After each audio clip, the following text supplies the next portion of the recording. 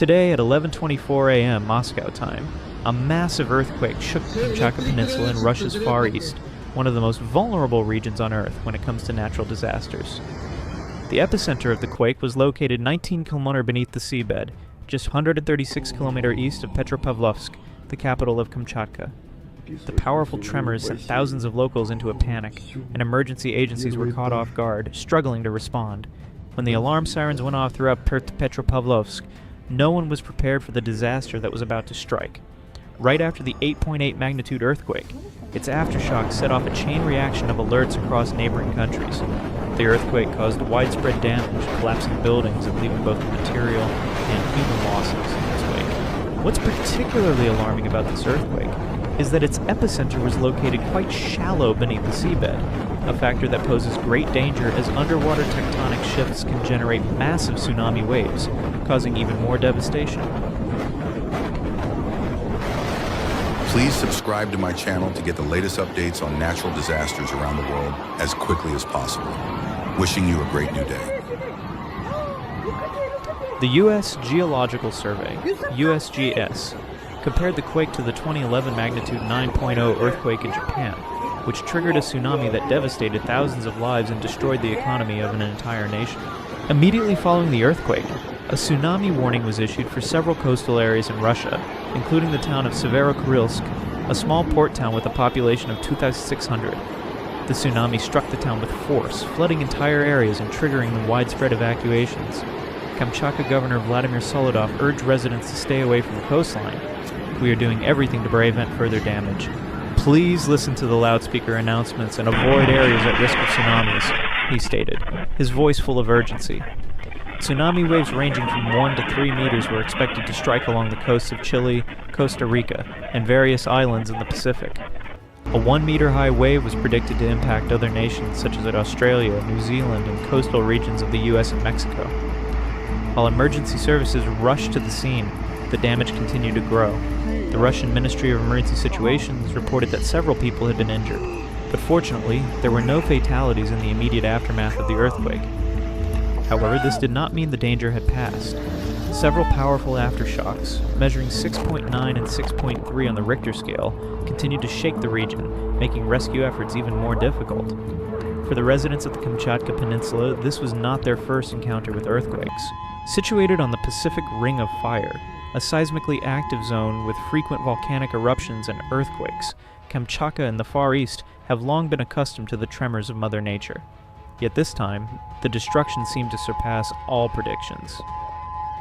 As Russian media began reporting on the disaster, countless locals shared haunting stories of terror. Irina, a resident of Severokurilsk, told of how she and her family barely escaped to a nearby hill when the tsunami warning went off. "I can still hear the rumbling of the sea as the waves rolled in. It was terrifying," she recalled, her eyes welling with tears. Irina's story is just one of many shared by residents in the wake of the disaster. As search teams worked tirelessly to locate missing persons, the chaos and fear seemed unrelenting. People in Kamchatka, Hokkaido, Japan, and other neighboring countries were all grappling with the deep emotional scars left by nature's fury. Simultaneously, Japan, another country that has long been vigilant in disaster preparedness, issued its own tsunami warnings following the earthquake in Kamchatka. Tsunami waves up to 30 centimeters high were recorded in Hokkaido, one of Japan's northern islands. Residents in cities like Shimoda in Shizuoka Prefecture, Raosu in Hokkaido, and Owamishira Sato in Chiba Prefecture were evacuated to higher ground to avoid the threat of the waves. Tsunami warnings were also issued for regions in the US, Ecuador, Indonesia, and the Philippines. Amid this nightmare, however, the resilience of the human spirit shone through. Scenes of Kamchatka. Residents lining up for aid, search and rescue teams relentlessly scouring wreckage, and local authorities working around the clock to stabilize the community all serve as a reminder.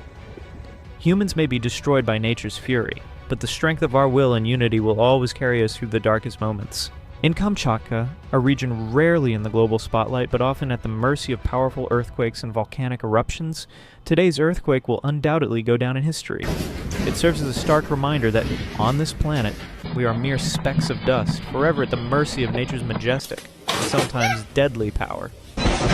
It also serves as a reminder of the strength found in solidarity and the readiness to face any challenge head-on. This earthquake was not just a natural disaster. It was a story of people, of strength in times of hardship, and of tireless efforts to reclaim life after the storm.